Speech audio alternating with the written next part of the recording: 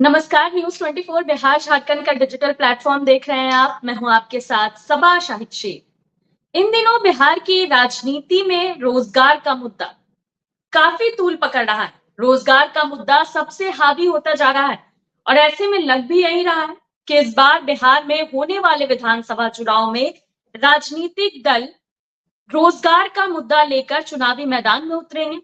हालांकि अगर रोजगार की बात की जाए तो बहस लंबी हो जाएगी, क्योंकि एक तरफ एनडीए है, नीतीश कुमार है, जहां नीतीश कुमार ये कहते हैं कि रोजगार जो है बिहार में वो नीतीश कुमार ने दिया है, लेकिन वही दूसरी तरफ महागठबंधन है, तेजस्वी यादव है, जिनका कहना है कि जितने भी रोजगार मिले हैं लोगों को बिहार में वो तेजस्वी यादव की वजह से मिले। तो यानी कि कुल मिलाकर देखा जाए तो बिहार में 17 साल बनाम 17 महीने की लड़ाई है। तो चलिए जानते हैं कि आखिर बिहार में कितना रोजगार मिला है और किसने कितना रोजगार दिया है।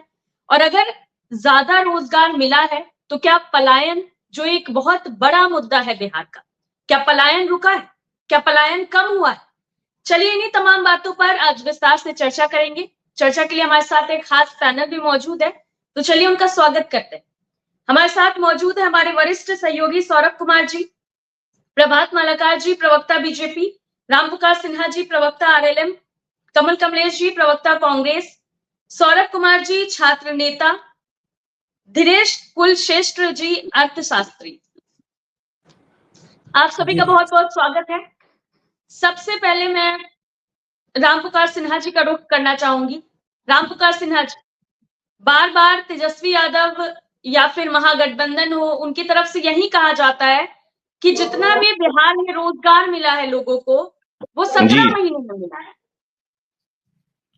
सभा जी, जी तेजस्वी प्रसाद यादव जी चाहे जो कुछ कह ले, बिहार का मालिक मुख्यमंत्री होता है और रोजगार मतलब नीतीश कुमार, एक कहावत बिहार में चरितार्थ हो रही है।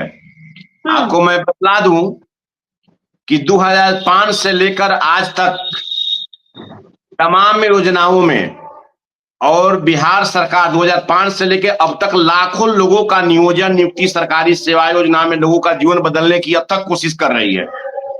यह हम दावे के साथ कर सकते हैं कि बिहार में नीतीश कुमार जी के शासन काल में शिक्षकों की बहाली हुई, प्रोफेसर की बहाली हुई, रसोईया की बहाली हुई विद्यालयों में, आंगनबाड़ी सेविका सहायिका की बहाली हुई, ममता की बहाली हुई, डॉक्टर की बहाली हुई, आशा कार्यकर्ताओं की बहाली हुई, पारा मेडिकल स्टाफ की बहाली हुई, जन वितरण दुकानदारों की बहाली हुई, न्याय मित्रों की बहाली हुई, न्याय सचिव की बहाली हुई। इसके अलावा आंगनबाड़ी के प्रविष्का की बहाली हुई, अल्पसंख्यक समाज के छात्र नौजवानों के लिए उर्दू अनुवादकों की बहाली हुई, तालमी मरकज की बहाली हुई, टोला सेवक की बहाली हुई, होमगार्ड की बहाली हुई, सिपाही की बहाली हुई, दरोगा की बहाली हुई, बिजली विभाग में विभिन्न पदों पर बहाली हुई, लैब टेक्नीशियन की बहाली हुई। कितना बतावे, सफाई कर्मचारियों की बहाली हुई, गोपाल मित्र की बहाली हुई, पशु चिकित्सकों की बहाली हुई, नगर प्रबंधकों जो सिटी मैनेजर की बहाली हुई, अमीन की बहाली हुई, पंचायत सेवक की बहाली हुई, कर्मचारी की बहाली हुई, रोजगार सेवक की बहाली हुई, मनरेगा तकनीकी सहायक की बहाली हुई, क्लर्क की बहाली हुई, न्यायिक मजिस्ट्रेट की बहाली हुई, बीओ की बहाली हुई, बीएओ की बहाली हुई, सीओ की बहाली हुई, प्रखंड विकास पदाधिकारी की बहाली हुई। ये किसके शासनकाल में हुआ है? सांख्यिकी मित्र की बहाली हुई, सांख्यिकी पदाधिकारी की बहाली हुई, अस्पताल प्रबंधक की बहाली हुई। राज्य के सभी वृद्धों में वृद्धा पेंशन देने जाने की प्रक्रिया में भी एक प्रकार का रोजगार के अवसर है जो हमारे वृद्ध है।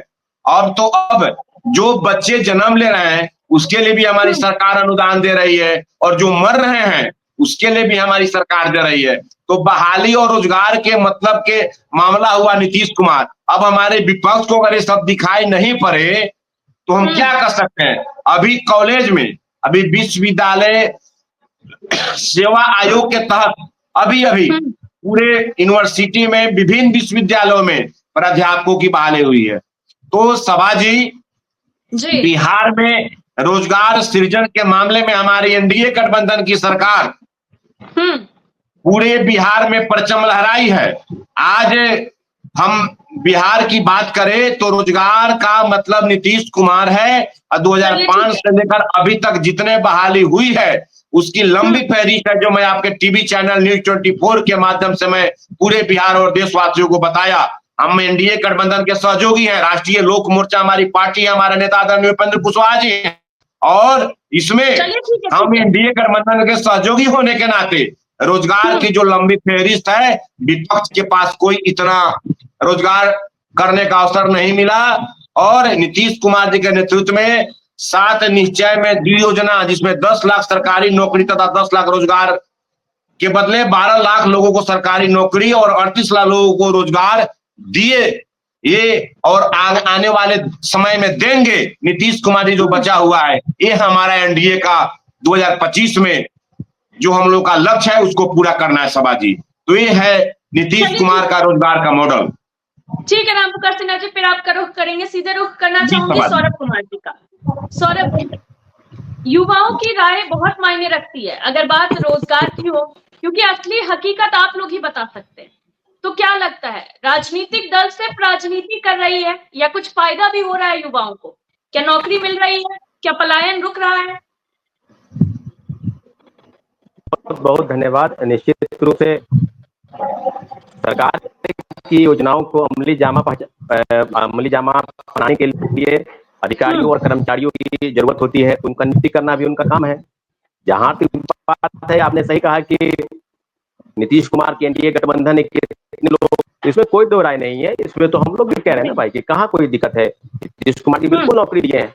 अभी तक बात की जाए तो लगातार जिस प्रकार से पूरी जनसंख्या और बेरोजगारी है, तो बिहार की भी समस्या लगभग बेरोजगारी और पलायन नहीं है।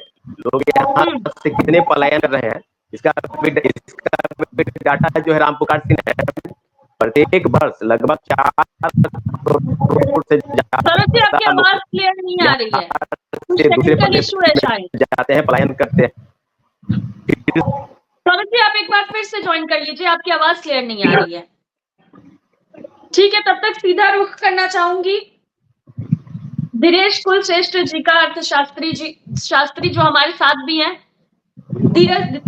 धीरेश जी, अगर बात की जाए रोजगार की, तो जिस तरह से रोजगार मिल रहा है बिहार में, राजनीतिक दल दावा कर रहे हैं, कोई 17 साल की बात कह रहे हैं तो कोई 17 महीने की बात कह रहे हैं। बिहार की तस्वीर कितनी बदली है इन सबसे, जितना रोजगार दिया गया है उससे? जी सभा जी, मेरी आवाज आ रही है? जी जी बिल्कुल आ रही।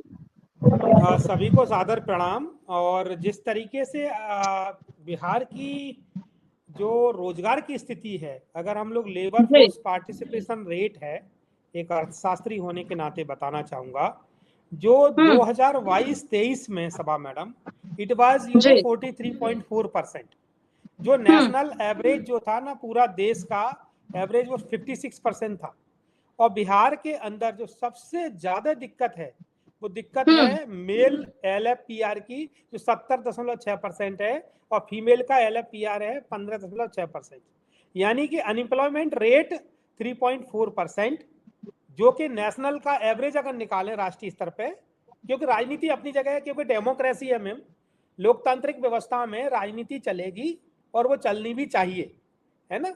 लेकिन एक अर्थशास्त्र के होने के नाते और डेटा के बेस पे मैं बात करूंगा कि अनएम्प्लॉयमेंट रेट जो है ना 3.4% है, और जो नेशनल एवरेज है वो 3.2% है।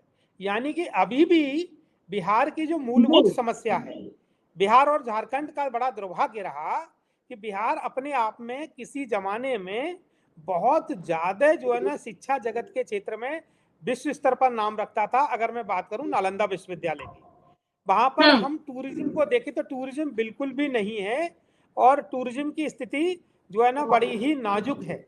और टूरिज्म की स्थिति को बढ़ावा देने के लिए अगर मैं यहाँ जिक्र करना चाहूँ, क्योंकि यहाँ पे राजनीति के बड़े बड़े दिग्गज लोग बैठे हैं, पैनलिस्ट बैठे हैं, आपको मंदार पर्वत वहां पर है, जो मंदार पर्वत का उल्लेख जो है ना समुद्र मंथन में आता है, और वो मंदार पर्वत के लिए जीर्णोद्धार होकर के बिहार सरकार को वहां पर उसका टूरिज्म को बढ़ावा देने के लिए उपयोग कर लेना चाहिए, जिससे कि वहां पर रोजगार बढ़े। दूसरी बात, अगर मैं लेबर माइग्रेशन की बात करूं, मंदार पर्वत तो एक हुआ, नालंदा विश्वविद्यालय दूसरा हुआ, पटना अपने आप में एक सक्षम है। और अगर हम उत्तर बिहार की बात करें तो उत्तर बिहार में हर वर्ष बाढ़ आती है मैडम, हर साल। तो क्या उसके लिए हम लिंकेज के लिए कुछ बात कर रहे हैं? कुल मिलाकर के ये है कि रोजगार निश्चित रूप से मैं ये कहूंगा कि नीतीश जी के शासनकाल में बढ़ा है, जो कि जिसको हम नकार नहीं सकते हैं, दिख रहा है। जैसा कि हमारे मुझसे पूर्व के वक्ता में प्रथम वक्ता ने कहा कि वहां पर जो है ना इतनी इतनी बहाली हुई है, ये जो है वो सच है और वो सब दिखता है। लेकिन राजनीतिक प्रवक्ता लोग अपनी अपनी पार्टी के हिसाब से अपने अपने उसका मत रखते हैं, लेकिन हकीकत यह है कि अभी भी बिहार को अमूलचूल परिवर्तन होने की आवश्यकता है। सभा मैडम, मैं कुछ यहाँ डेटा देना चाहूंगा 2025-26 का बिहार के बजट का, क्योंकि अरसास की बात हो रही है। तो जो फाइनेंस मिनिस्टर हैं बिहार के, मिस्टर सम्राट चौधरी, उन्होंने जो बजट पेश किया 26 मार्च को, और वो कहते हैं कि उसका जो जीएसडीपी है, हमारा जो ग्रॉस स्टेट डोमेस्टिक प्रोडक्ट, वो 10.97 लाख करोड़ का है, जिसमें कि ज्यादातर वो घोषणा कर रहे हैं कि 22% ग्रोथ जो है ना 2024-25 से अब दिखाई जा रही है। और जो एक्सपेंडिचर की बात ये कर रहे हैं, जो बढ़ोतरी की बात कर रहे हैं, वो एग्रीकल्चर सेक्टर भी इनका बढ़ा है। और सबसे ज्यादा जो है ना मैन्युफैक्चरिंग और सर्विस सेक्टर को, ये जो है ना नीचे सर्विस सेक्टर -12.8% नीचे जा रहा है। कहने का मतलब ये है कि जीएसडीपी को बढ़ाने के लिए पॉलिसीज में women welfare, infrastructure development, tourism development, और जिसका कि मैं जिक्र आपसे कर रहा हूं कि बिहार को इस वक्त सबसे ज्यादा जो जरूरत है वो पर्यटन को बढ़ाने के लिए है। बिहार एक ऐसा राज्य है भारत का, और रहा है, जो कि शिक्षा के क्षेत्र में टॉप पे हुआ करता था। नो डाउट जितने बड़े बड़े आंदोलन हुए, जेपी आंदोलन, पूरे देश को दिशा दी है बिहार ने। ऐसा क्या कारण है कि आज बिहार का हर व्यक्ति, आप अभी मैं पंजाब से बोल रहा हूँ, बिहार का हर व्यक्ति जो है ना हर स्टेट में मिलेगा आपको। और वो पता है क्या है, बिल्कुल जो है ना जो वो है ना लेबर, जिसको हम बोलते हैं कैजुअल लेबर का काम कर रहा है, इसकी नैतिक जिम्मेदारी किसकी होगी? वहां की शासन की होना चाहिए। और निश्चित रूप से उसे उसका जो भी पूर्ववर्ती सरकार रही हैं, उनको नैतिक जिम्मेदारी लेते हुए ये प्रयास करना चाहिए कि उन सबको वापस लिया जाए, क्योंकि सबसे ज्यादा बिहार के अंदर से लेबर माइग्रेशन दूसरे राज्यों को हो रहा है। सभा में जी, चलिए ठीक है, फिर आपका रुख करेंगे। जी सौरभ जी, अब आप अपनी बात पूरी कर लीजिए। जी, मेरी आवाज आ रही है? सौरभ जी, आपकी आवाज क्लियर नहीं है। अगर आपने ईयरफोन लगाया तो निकाल दीजिए उसे।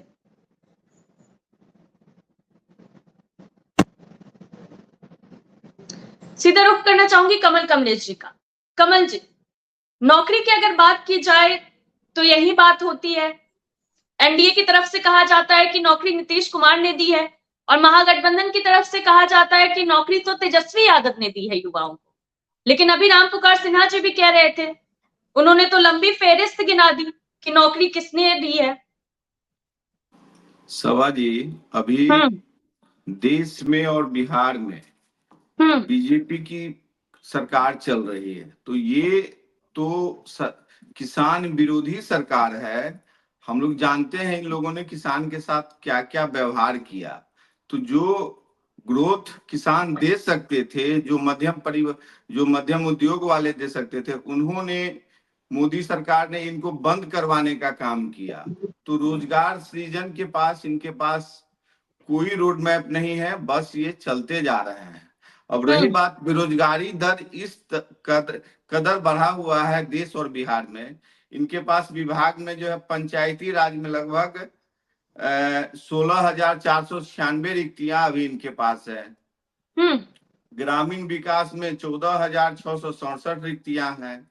कृषि में 7,543 रिक्तियां हैं। जल संसाधन में 6,931 रिक्तियां हैं। लघु जल संसाधन में 6,645 है। खाद्य एवं उपभोक्ता संरक्षण में 4,988 है। पशु एवं मत्स्य संसाधन में 3,606 है। तो इस तरह से बढ़ते बढ़ते इनकी संख्या जो है हजारों से लाखों में चली जाती है, जो विभागीय रिक्तियां हैं। तो जब विभाग में इनके पास आदमी ही नहीं है, तो ये किस तरह से सारे काम को सुचारू रूप से चलाते हैं, ये तो सोचने वाली बात होगी।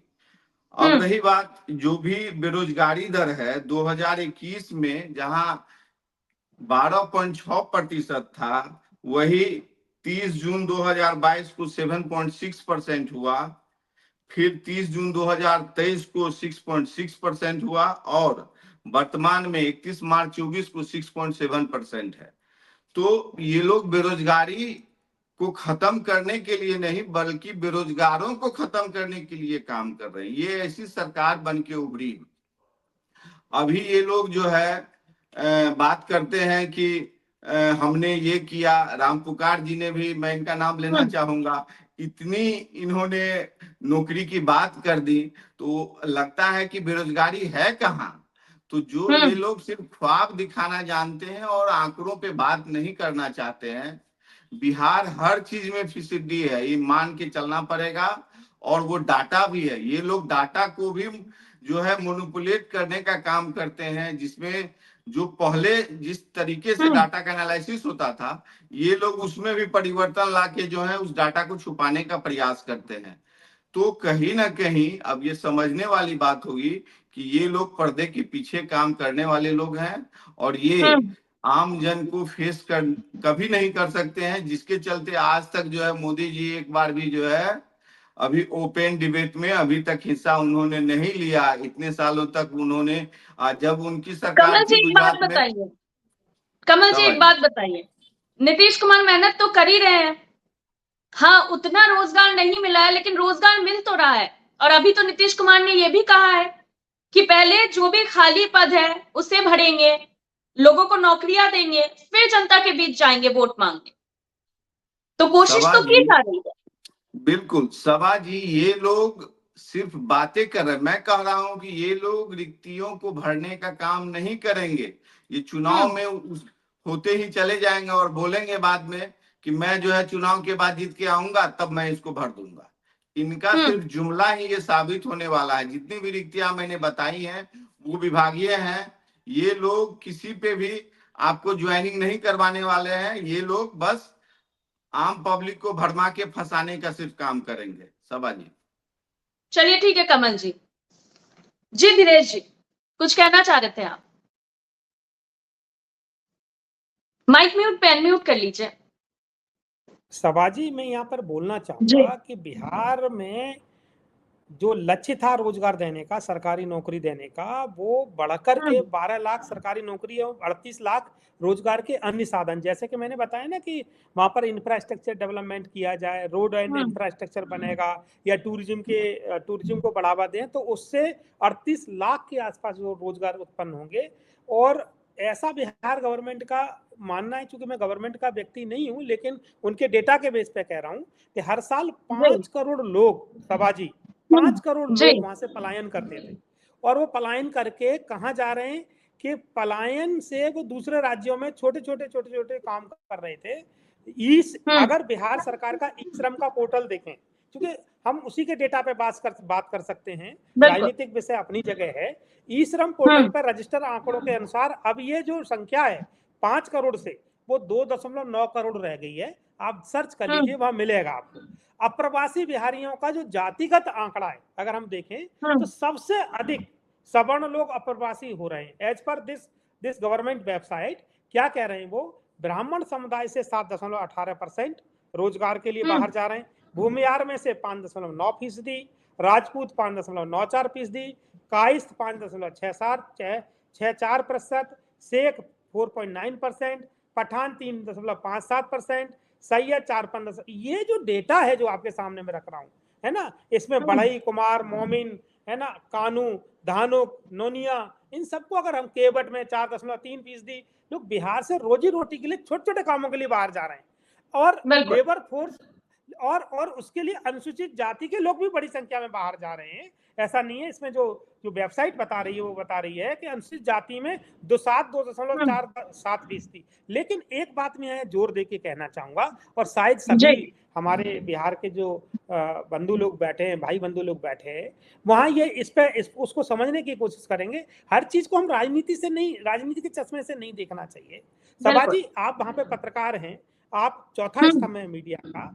है ना, इस लोकतंत्र का, और मीडिया चौथा स्तंभ होती है। आप भी जान रहे हैं कि वहां पे लोगों ने ज्वाइन किया है और ज्वाइन कर रहे हैं, वो दिख रहा है विश्वविद्यालय। बिल्कुल बिल्कुल बिल्कुल धीरेश जी, मुझे खुद पता है क्योंकि मैं खुद बिहारी हूँ जी, और मैं अब यहाँ हूँ, बिहार में नहीं हूँ। मैडम इसी से अंदाजा लगाया जा सकता है। एक बात जोर दे के सवाल यहाँ पे कहना चाहूंगा, बिहार के लोगों में प्रतिभा की कोई कमी नहीं है। बिहार बाहर निकल के जितने लोग जितने आईएएस आईपीएस अगर एडमिनिस्ट्रेशन सर्विसेज में देखें, आज भी उनका वहां पर मतलब पूरा जोर है। लेकिन बिहार में अपॉर्चुनिटीज की पहले कमियां रही हैं, और यही कारण रहा कि 5 करोड़ लोग पहले जो पलायन कर रहे थे, अब वो 2.9 करोड़ तक आ गए। इसका मतलब सरकार गुड गवर्नेंस की ओर बढ़ रही है, नंबर 1। नंबर 2, ये बात मैं बड़े पूरी जिम्मेदारी के साथ एक अर्थशास्त्री होने के नाते यहाँ कहना चाहता हूँ, बिहार ने 2023 में वर्ल्ड स्किल्स कंपटीशन जीता मैडम। 2023 में विश्व स्किल्स कंपटीशन, जिसमें 13 मेडल बिहार के लोगों ने जीते, जिसमें 4 गोल्ड 2 सिल्वर 5 ब्रॉन्ज थे। ये डेटा बता रहा है। और आप इसको मानिए, इसका मतलब ये क्या दिखा रहा है कि बिहार के लोगों के अंदर स्किल्स की कोई कमी नहीं है, केवल और केवल रोजगार के अवसरों की कमी रही है। इस कारण से वहां के लोग पलायन करते हैं। और अगर वो मेहनती नहीं होते और अगर वो स्किल्ड नहीं होते तो दूसरे राज्य में जाके कैसे रोजगार कर रहे होते। तो इसका ये मतलब सीधा सीधा है कि बिहार को इस वक्त एक रिवैम्प करने की जरूरत है इकोनॉमी को। जैसे मैं एक एग्जाम्पल लूं, लेट्स से रिसेंटली मेरा तिलका मांझी भागलपुर विश्वविद्यालय में एज एन एक्सपर्ट जाना रहा।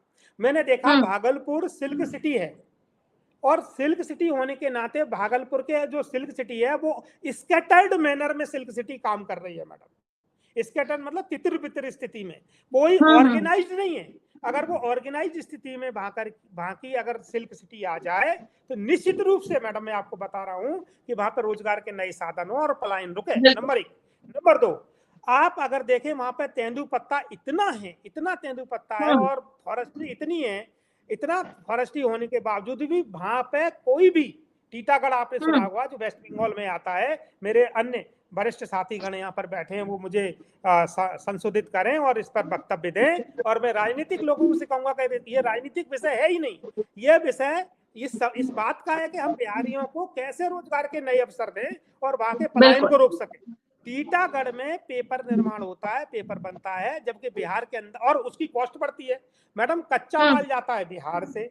ये बड़ा दुर्भाग्य रहा। देखिए, मैंने एक बार ऐसे ही किसी न्यूज चैनल में कहा था कि झारखंड और बिहार की कोख जो है ना भरी हुई है, कोख माने जो जिसमें मदर जिसको कोख भरी हुई है, बट उसकी गोद सूनी है।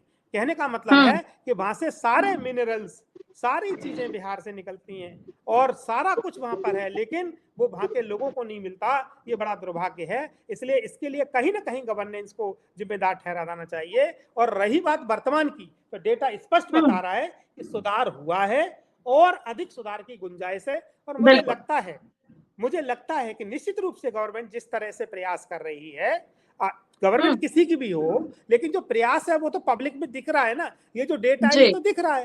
राजनीतिक विषय है तो राजनीतिक लोग अपने, मैंने कहा ना कि ये लोकतंत्र की खूबसूरती है सभा मैडम, कि राजनीतिक लोगों को, हमारे भाई लोगों को, सभी को राजनीति करनी ही चाहिए और वो होना भी चाहिए। लेकिन ये सच है कि बिहार में परिवर्तन हुआ है। उच्च शिक्षा के कंसर्न में मैं बोल सकता हूं, क्योंकि मैं प्रोफेसर हूं, मेरा जीवन का 23-24 साल प्रोफेसर मेरे लाइन में गुजरा है। तो मैं जानता हूं कि बिहार में इस वक्त मेरे ही कुछ लोगों के, परिचित लोगों के या मेरे संबंध लोगों के सिलेक्शन हुए हैं और उन्होंने ज्वाइनिंग ली है। तो कहने का मतलब यह है कि अभी जरूरत और है, क्योंकि डेटा बहुत बड़ा, खाई बहुत बड़ी है सभा में, बहुत बड़ी खाई है।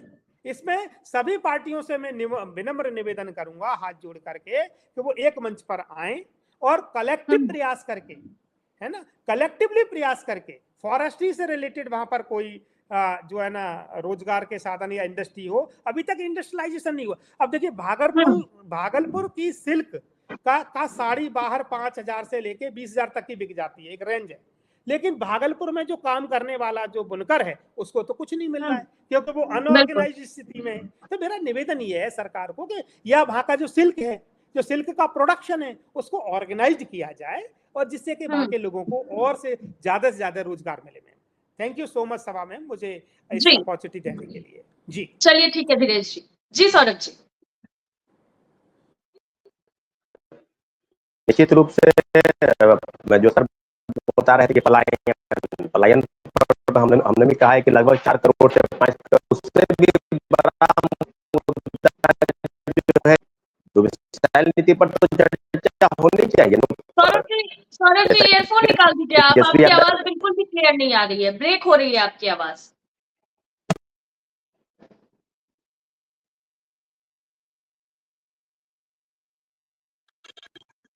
जी सौरभ जी, चलिए ठीक है, टेक्निकल इश्यू है, तब तक रामपुकार सिन्हा जी से जवाब ले लेते हैं। रामपुकार सिन्हा जी, सारी बातें आपके सामने है, मानते हैं हम इस बात को कि काम हो रहा है, कोशिश की जा रही है, लेकिन आखिर कब तक ऐसा हो पाएगा कि बिहार में पलायन रुकेगा और जो भी बिहार के लोग हैं उन्हें रोजगार के लिए बाहर नहीं जाना पड़ेगा, अपना घर नहीं छोड़ना होगा? जी रामपुकार सिन्हा जी। जी हाँ सभा जी म्यूट से। जी सभा जी नहीं, सवाल नहीं सुन पाए सभा जी आपका। जी रामपुकार सिन्हा जी, मैं बोल रही हूँ कि आपने अभी सारी बातें साफ-साफ सुनी, तो आपको क्या लगता है? सभा जी देखिए, बिहार में रोजगार का जो अवसर है, बिहार में जितनी रोजगार मिली है वो आवाज, हाँ उस शादी की बारात निकल रही है ना, आज लगन में बिहार में। ठीक है, थोड़ी देर बाद आपका रुख करते हैं।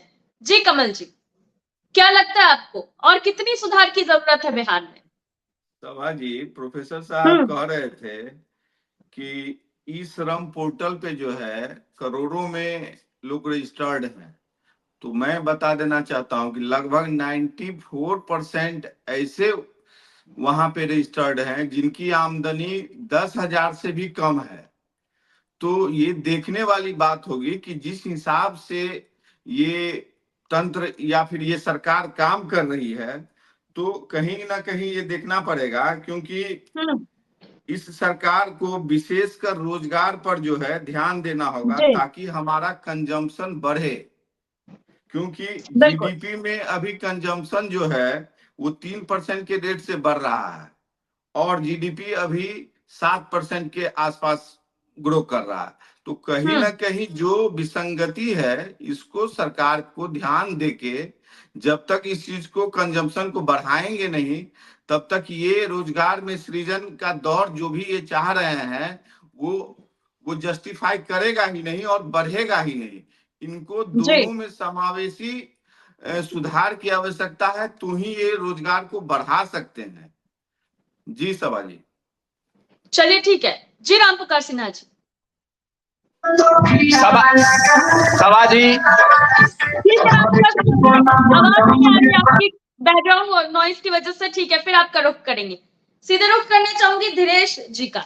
धीरेश जी, कितना बदलाव चाहिए और बिहार में जिस वजह से पलायन रुक पाएगा?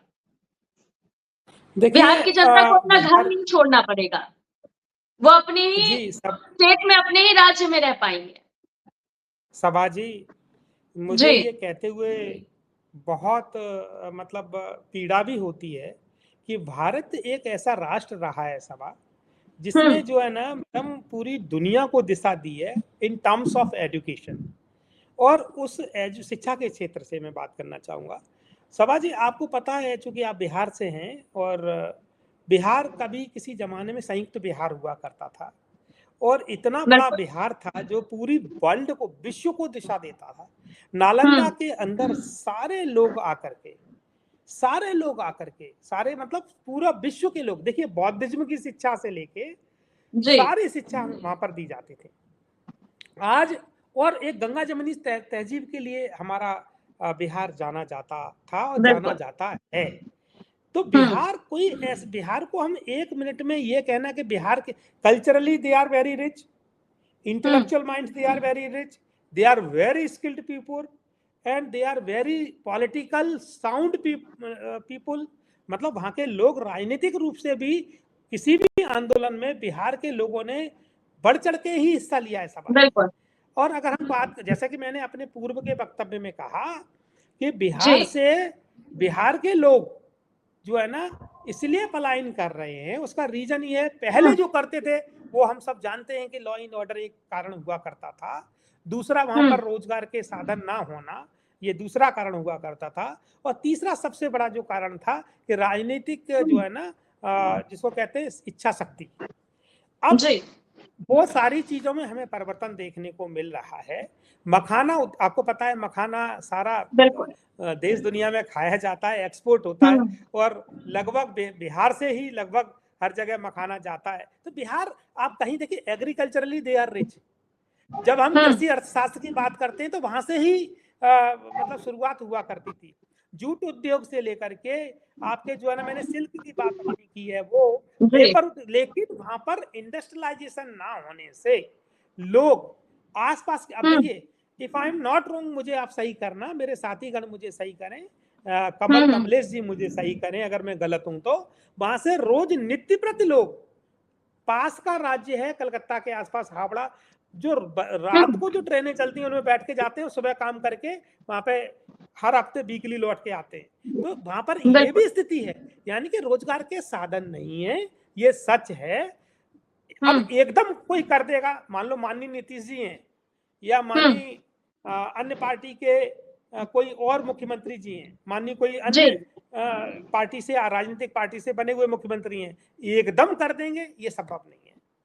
ये निरंतर चलने वाली प्रक्रिया है। लेकिन जैसा कि मैंने कहा, अन्य राज्य इस वक्त और जितने भी राज्य, जैसे मैं उत्तर प्रदेश का ही एग्जाम्पल लूं, उत्तर प्रदेश अपने आप को टूरिज्म में बढ़ावा दे करके सबाजी वहां की इकोनॉमी को बूम कर रहा है।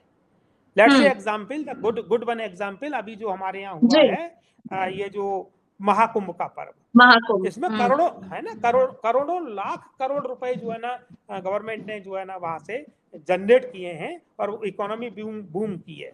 तो क्या नालंदा विश्वविद्यालय को एक ऐसा हब बनाया जाए, या गया जो हमारे यहाँ है, गया को एक ऐसा, क्योंकि बौद्ध का जगह है, बौद्धिज्म के लिए वो जाना जाता है, अन्य कंट्रीज ने वहां पे फंड्स लगाया है। मुझे जानकारी है कि जापान का कुछ फंड्स वहां पर जो है ना बौद्धिज्म एजुकेशन के लिए लगाया गया है। तो क्या बिहार राज्य सरकार और केंद्र सरकार मिलकर के, जो कि वो प्रयास कर रहे हैं, लेकिन डे नाइट का गेम नहीं है, डेवलपमेंट। देखिए बिहार एक ऐसा राज्य है जहां पर लगभग जो है ना 2 सेंट्रल केंद्रीय विश्वविद्यालय दिए गए हैं, एक साउथ बिहार में, एक नॉर्थ बिहार में है। तो वह केंद्रीय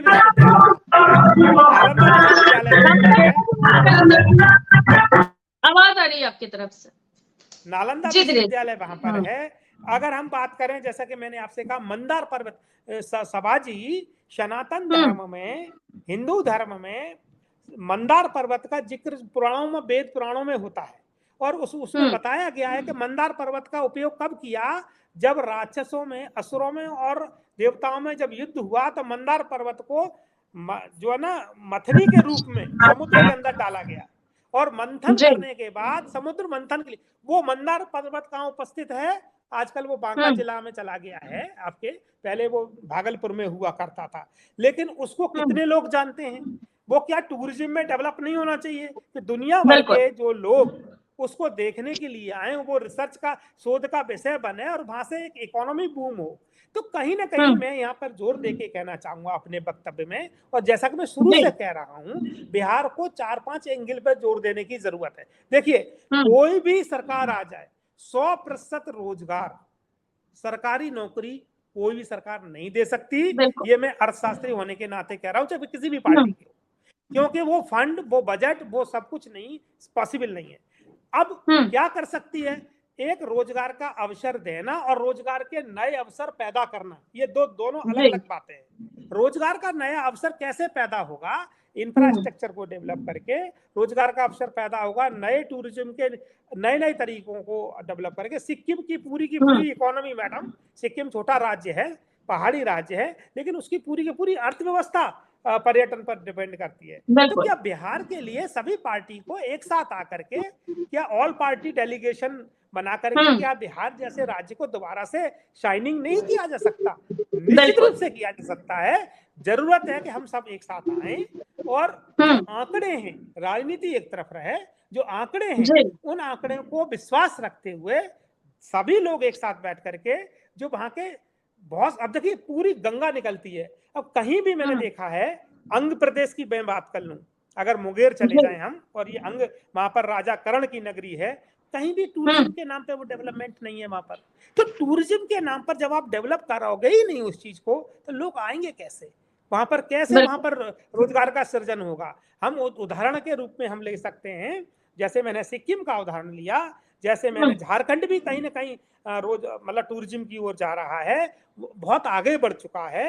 और अगर मैं बात करूं उत्तर प्रदेश की, उत्तर प्रदेश ने रिलीजियस टूरिज्म को बढ़ावा दिया है। ऐसे रिलीजियस टूरिज्म को, मैं धर्म से जुड़ी हुई बात ये नहीं कि एक धर्म से बात कर रहा हूं, अगर हम सब आपस में एक हिंदू मुस्लिम भाई भाई वाली भावना से सारे लोग एक साथ आए, और जो वहां पर पूर्व ऐतिहासिक जगह हैं, है ना, उनको हम कन्वर्ट करें टूरिज्म प्लेस में, और वहां से इकोनॉमी को बूम करें। ऐसा मेरा बिहार सरकार को विनम्र निवेदन है, हाथ जोड़ के, एक अर्थशास्त्री होने के नाते। चूंकि आपने मुझे अवसर दिया है, तो मुझे निश्चित रूप से, मैं सोच रहा था, मुझे हमेशा पीड़ा होती है मैडम, आप देखिए प्रति वर्ष वहां पर एक नदी है जिसमें, जो आप लोग जानते हैं, जो नॉर्थ बिहार में तो हर जी सौरभ जी आपका रोक करेंगे अभी, आप कहीं रोक जी जी जी जी रामकृष्ण जी, आप नोट कर लीजिए प्लीज। जी जी आप नोट कर लीजिए। जी जी सौरभ जी, मुझे बोलने का मौका मिलना चाहिए। जी बिल्कुल बिल्कुल, बोलिए, आपको मौका मिलेगा। इंटरप्ट हुई। जी बिल्कुल, जी सवाल जी, बिल्कुल जिस विषय का जिक्र कर रहे थे अभी अर्थशास्त्री महोदय, लेकिन 2-3 चीजों का उन्होंने जिक्र नहीं किया। इन्होंने इस बात का जिक्र किया कि पलायन हो रहा है, लेकिन जो सरकारी नौकरी है, ये बात बिल्कुल सही है कि सरकार के पास इतनी संसाधन नहीं है कि सभी लोगों को नौकरी दे सके। लेकिन जिस बात का जिक्र रामपुकार सिन्हा जी कर रहे थे कि हमने 2005 के बाद हमारी सरकार, बिल्कुल हम भी इस बात से रखते हैं, इत्तेफाक रखते हैं कि आपकी सरकार ने बिल्कुल दिया है। बिल्कुल, मुख्यमंत्री जी ने अभी तो शिक्षा के क्षेत्र में शिक्षकों की बहाली, विगत 6 महीने में कहा जाए तो लगभग 2.5 लाख से ज्यादा शिक्षकों की बहाली हुई है। कॉलेज में प्रोफेसरों की बहाली हुई है, स्वास्थ्य के क्षेत्र में एएनएम जीएनएम की बहाली हुई है, पुलिस और सिपाही की बहाली तो प्रत्येक वर्ष होती ही है। लेकिन डोमिसाइल नीति के तहत अगर आप चर्चा करेंगे तो आप पाएंगे कि बिहार में जो ज्यादा शिक्षक बने हैं, सबसे ज्यादा अगर शिक्षक बने हैं किसी दूसरे प्रदेश के लोग बने हैं। 14 राज्य के लोग बिहार में शिक्षक का नौकरी कर रहे हैं। इसमें क्या है, डाटा कहाँ से आप लाए? ये तो सरकार का आप कहिएगा ना। उस समय तो तेजस्वी यादव थे, उन्होंने कहा कि जब हमारी सरकार बनेगी तो कैबिनेट की पहली बैठक में 10 लाख सरकारी नौकरी, अब बिहार के नौकरियों पर बिहारियों का पहला हक। तो तेजस्वी यादव के प्रवक्ता शायद नहीं है पार्टी के नेता, लेकिन डोमिसाइल नीति कैसे लागू हुई? डोमिसाइल नीति पर तो सब लोग चुप्पी साध लेते हैं। फिर से आप वही राग अलाप रहे हैं कि हमारी सरकार बनेगी तो डोमिसाइल नीति के तहत लोगों को नौकरी देंगे। तो सीधे सीधे सवाल अब यही है कि बिहार में रोजगार के अवसर बढ़े हैं, नौकरियों के अवसर भी बढ़े, लोगों को नौकरी दी गई, लेकिन बिहार के युवाओं के साथ जो धोखा और षड्यंत्र हुआ है वोट की राजनीति के नाम पर, इस बात का जिक्र भी तो जो अर्थशास्त्री महोदय वो नहीं किए। उनको तो कम से कम करना चाहिए ना भाई। आप सिर्फ गंगा के तट पर मुंगेर का उदाहरण दे रहे हैं, नालंदा विश्वविद्यालय, वो ठीक है, बात बिल्कुल सही है कि टूरिज्म के क्षेत्र में ये सब होना चाहिए था। लेकिन बिहार के लोग कटोरा लेके भीख मांग रहे हैं दूसरे प्रदेश में, इसका जिक्र आपके पास नहीं है। इसका डाटा भी तो पेश कीजिए महाशय, आपके पास भी तो डाटा होगा। सौरभ जी देखिए, मैंने उस विषय को रखा था, आप डिस्कनेक्ट हो गए थे। अन्य राज्यों में ये मैंने सभाजी शायद सभी, मेरी बात पूरी होने दीजिए। नहीं, मुझे मौका नहीं, मेरी बात को पूरी कर लेने दीजिए, फिर आप बोलिएगा। हर पहलुओं पर बात की उन्होंने, हर कुछ बताया। ठीक है, मैं सभाजी, ये राजनीति का बिल्कुल विषय नहीं है। हम लोग इस सब लोग बिहार के अगर हैं तो बिहार की समृद्धि और बिहार के विकास के लिए जो भी सरकार जो भी निर्णय करती है वो बिहार के विकास के, बिहार के युवाओं के साथ। लेकिन बिहार के युवाओं के साथ छल और जो पंच हुआ है, बात से आप इनकार नहीं कर सकते हैं। क्यों किसी के मन में अगर डोमिसाइल नीति को लागू किए तो देखिए ना भाई, डाटा है, आगे से खुलासा हुआ है। TRE 1 में शिक्षक बहाली सबसे ज्यादा, अगर मुख्यमंत्री जी के क्षेत्र में, और शिक्षक बहाली बिल्कुल हम भी वही बात का जिक्र करेंगे। 17,000 महिलाओं को नौकरी मिली, जिसमें से 10,152, वो आंकड़ा 35% आरक्षण के मूल कोटि के लोग नहीं, 53 और 71% आरक्षण का पार कर गया। ये बात ये कहाँ है? यही इसी को कहते हैं कि बिहार के युवाओं के साथ जो छल और प्रपंच हुआ है, दोनों पार्टी की सरकार की है, चाहे वो एनडीए की सरकार हो चाहे महागठबंधन की सरकार हो। और फिर आज देखिएगा तेजस्वी यादव डोमिसाइल नीति पर राग अलापना शुरू कर दिए, ये लोग फिर क्रेडिट लेंगे। तो जाइएगा ना वोट मांगने तो लोग पूछेंगे इस बार कि जब हम आपसे शिक्षक बहाली के नाम पर और डोमिसाइल नीति का चर्चा कर रहे थे, तो एक को तो लग रहा था कि हम प्राइम मिनिस्टर बन जाएंगे, और दूसरे को लग रहा था कि चाचा हटेंगे तो भतीजा यहाँ के मुख्यमंत्री बन जाएंगे। तो हम लोग लाठी खाने के लिए सबाजी बने हैं। हम लोग बिहार में व्यापक तौर पर भ्रष्टाचार का जो नंगा नाच है, तमाम एजेंसी हाथ खड़ी कर चुकी है। सरकारी नौकरी में जो बोलबाला है वो भ्रष्टाचार का बोलबाला है। पैसा देकर लोग नौकरी कर रहे हैं बड़े पैमाने पर। मैं आरोप नहीं लगा रहा हूँ, बात बिल्कुल तथ्य है। संजीव मुखिया क्या है? संजीव मुखिया का भी मुखिया कौन है? आपकी एजेंसी नहीं पकड़ पाएगी। हम दावे के साथ कह सकते हैं कि आपकी एजेंसी पकड़ने में नाकाम है। और जिस प्रकार से प्रवक्ता महोदय अपने अपने पार्टी का राग अलापते हैं, यहाँ पर अलापिए, कोई दिक्कत नहीं। हम लोग बस यही जानते हैं कि हम लोगों को दूसरे प्रदेश में जाना है, मार खाकर फिर बिहार आना है। क्या किया बिहारी होने का? क्योंकि वो कहेंगे ना भाई, कि आपकी सरकार तो नौकरी दी है। पूरे देश में अगर किसी ने सबसे ज्यादा नौकरी देने का काम किया है, वो बिहार के मुख्यमंत्री नीतीश कुमार जी ने दिया है। लेकिन डोमिसाइल नीति के तहत बिहारियों को बाहर भेजने का काम और किसी दूसरे प्रदेश के लोगों को बिहार में आने का मौका अगर नहीं दिया है, तो बिहार के मुख्यमंत्री नीतीश कुमार जी ने दिया है। दोनों विषय पर, पलायन पर और ये जो विषय है डोमिसाइल नीति पर, इसमें अपना अपना स्टैंड क्लियर कर ले। दोनों पार्टियों ने, चाहे वो एनडीए हो चाहे महागठबंधन हो, बिहार के युवाओं के साथ छल किया है। और राजनीति में भी जब वो वोट मांगने जाएंगे तो हम लोग पूछेंगे, और जरूर पूछना चाहिए। युवा होने के नाते हम सभी युवाओं को सलाह देते हैं कि जरूर पूछिएगा कि शिक्षक बहाली के नाम पर जो आप खेल खेल रहे थे, जो आपने खेल खेला है, उसका जवाब कौन देगा? इस बात का जवाब आप दोनों विषय पर आइए, और इस बात की चर्चा बिल्कुल होनी चाहिए कि डोमिसाइल नीति और पलायन क्यों नहीं रुकना चाहिए। यहाँ के उद्योग धंधे चौपट है। कभी आप 2005 के पहले कुछ नहीं था, 2005 के बाद शुरू हो गया। कितने रोजगार है भाई? प्रत्येक साल आपने जिक्र किया ना कि 5 करोड़ लोग दूसरे प्रदेश में जाते हैं रोजी रोटी के लिए। हम बिल्कुल सही चीजों का आकलन अगर आप करेंगे तो एक बात निश्चित तौर पर मैं कहना चाहूंगा सभा जी, कि बिहार के युवाओं के साथ धोखा हुआ है। और बड़े पैमाने पर लोग किसी प्रधानमंत्री बनने का जो सपना कोई देख रहे हैं, तो एक पार्टी देख रही है, एक नेता देख रहे हैं, और दूसरा मुख्यमंत्री बनने का सपना। आप सपना देखते रहिए, कोई दिक्कत नहीं है। लेकिन बिहार के युवाओं के साथ जो डोमिसाइल नीति हम लागू करने की मांग करते हैं, बिहार के सभी नौकरियों में डोमिसाइल नीति लागू हो और पलायन के लिए सरकार एक बेहतर काम करे। क्योंकि यहाँ रोजी रोटी जो छोटे छोटे कल कारखाने, उद्योग धंधे जो चौपट है, उनको फिर से शुरू करने के लिए अगर सरकार चाहती है, अगर ये जो डाटा पेश कर रहे थे रामपुकार सिन्हा जी कि हमने 24 लाख लोगों को रोजगार दिया, हाँ बिल्कुल आपने दिया है। तो कहाँ हम कहाँ इनकार कर रहे हैं कि आपने दिया है? लेकिन फर्जी बहाली भी आप ही की सरकार ने किया है। एसटीईटी फेल, सीटेट फेल, फर्जी डोमिसाइल, फर्जी दिव्यांग सर्टिफिकेट, ये शिक्षक बहाली के नाम पर जो खेल आप खेल रहे थे, 1,70,000 फिर 1,20,000 पर आ गए। तो फर्जी डाटा भी तो आप ही पेश कर रहे हैं, हम लोग नहीं पेश कर रहे। आरटीआई से खुलासा हुआ है, उसी डाटा का जानकारी आपको दे रहे हैं। तो युवाओं के साथ सभा जी बहुत बड़ा खेल हुआ है। और इस खेल का जो है, हम लोग भी 2025 के विधानसभा चुनाव में सभी पार्टी के नेता और कार्यकर्ता को खदेड़ने का काम करेंगे, क्योंकि बिहार के युवाओं के साथ आपने धोखा किया है। और यही बात है, इस बात का आप जिक्र कर रहे थे हमारे अर्थशास्त्री महोदय भी, कि पलायन और डोमिसाइल नीति ये बहुत बड़ा मुद्दा है। इस मुद्दा को लेकर हम लोग भी विधानसभा चुनाव में पार्टियों को खदेड़ने का काम करेंगे। जी चलिए ठीक है सौरभ जी, रामपुकार सिन्हा जी से जवाब ले लेते हैं। रामपुकार सिन्हा जी, क्या युवाओं को बिहारी होने की कीमत चुकानी पड़ेगी? क्या राजनीति की भेंट हमेशा बिहार की जनता चढ़ेगी? कभी नहीं सभा जी। अभी 3 दिन का राजनीतिक चिंतन शिविर हमारे पार्टी का वाल्मीकि नगर, चंपारण के वाल्मीकि नगर में हुआ, और हमारे नेता एनडीए में रहते हुए सबसे पहला नेता है माननीय उपेंद्र कुशवाहा जी, जिन्होंने डोमिसाइल नीति का विरोध किया है। और हमारा जो 14 सूत्री मांग पत्र जारी हुआ, उसमें बिहार में रोजगार के मामले में डोमिसाइल नीति अविलंब लागू करने की मांग की है कि हमारा बिहार के लड़का ही रोजगार बिहार में पावे। डोमिसाइल नीति जब लागू हो जाएगी तो बाहर के लोग जो आकर हमारे बिहार के छात्र नौजवानों के बीच हकमारी करना है, वो नहीं क्या करेंगे। सुनिए ना रामपुकार सिन्हा जी, अब क्या करेंगे? जब आप तीनों फेज की बहाली निकाल दिए, खत्म कर दिए, तो डोमिसाइल कर लेके अब हम लोग क्या करेंगे? सौरभ भाई उस समय क्यों नहीं?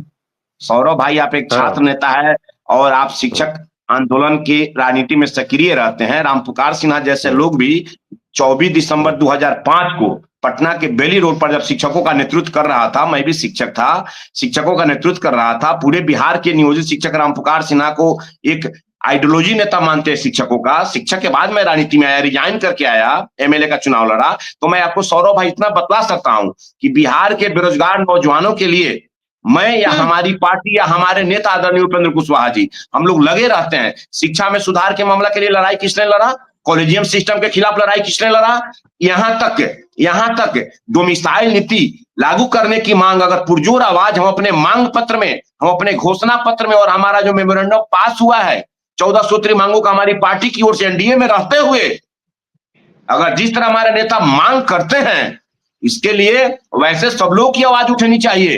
हम सरकार में हैं, लेकिन बिहार के रोजगार, बिहार के नौजवानों के लिए हम हितैषी हैं। छोटा सा जवाब कमल जी से लेना चाहूंगी। जी कमल जी, जी सौरभ जी, आपका भी रुख करूंगी। राम पुकार जी बार बार बोल रहे हैं कि हमारे नेता ने ये किया, इनको एनडीए से इस्तीफा दे देना चाहिए यदि इनकी बातों को नहीं माना जा रहा है उसमें रह के भी। तो वैसे जगह रहने का क्या मतलब जब उनकी बातों को अनसुना किया जा रहा है? इस्तीफा देना चाहिए इनको। कमलेश भाई, पहले आप महागठबंधन से इस्तीफा दीजिए कमलेश भाई, फिर हम लोग का रास्ता देखिएगा। पहले महागठबंधन से इस्तीफा तो दे दीजिए। ठीक है, बात आज रोजगार की हो रही है, इस टॉपिक पे किसी दिन और बात करेंगे। जी सौरभ जी। सभा जी, बात बिल्कुल सही बोल रहे हैं राम पुकार सिन्हा जी की। डोमिसाइल नीति की चर्चा आप करेंगे ये, अब सभी मांग पत्रों में पॉलिटिकल पार्टी जो है ना अपने अपने घोषणा पत्र में जारी कर देंगे, डोमिसाइल नीति हम करने जा रहे हैं। डुगडुगी बजना शुरू हो चुका है। तो तेजस्वी यादव के पहले नेता, तेजस्वी यादव थे पहले नेता, अब उपेंद्र कुशवाहा जी आए हैं। ठीक बात बोल रहे थे, शिक्षा सुधार, ध्वस्त सरकार, कॉलेजियम प्रणाली, पता नहीं क्या क्या बहुत सारी योजनाओं पर लेकर। अरे भाई, इस तरह की चीजें बिल्कुल सतह पर दिखाई देती है राम पुकार सिन्हा जी। ऐसा थोड़ी है कि आप बोल दे रहे हैं और लोग नहीं समझ रहे हैं, सब लोग समझ रहे हैं। कॉलेजियम प्रणाली को भी समझते हैं और ये आपके जो वादे हैं ना उसको भी समझते हैं। बिल्कुल सही बोल रहे हैं। जो कांग्रेस के प्रवक्ता हैं इनका भी वही है, ये भी इस्तीफा दे, राम पुकार सिन्हा जी इस्तीफा दे, सब लोग इस्तीफा दे। डोमिसाइल नीति के तहत सारे लोग ने, बिहार की गठबंधन की सरकार हो चाहे वो एनडीए की सरकार हो, बिहार की युवाओं के साथ छल करने का प्रयास किया है, और प्रयास ही नहीं किया, उसमें उनको सफलता मिली है।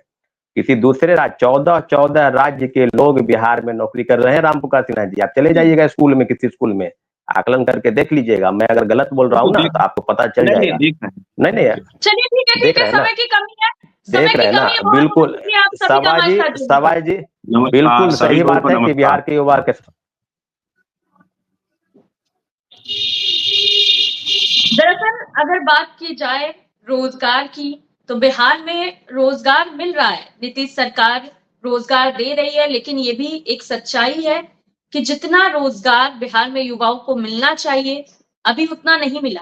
लड़ाई जो है वो लंबी, जो भी युवा है उन्हें कहीं ना कहीं पलायन करना पड़ रहा है। तो अब आगे ये देखना होगा कि आखिर बिहार में कोई भी सरकार वो जनता के लिए, युवाओं के लिए क्या करती।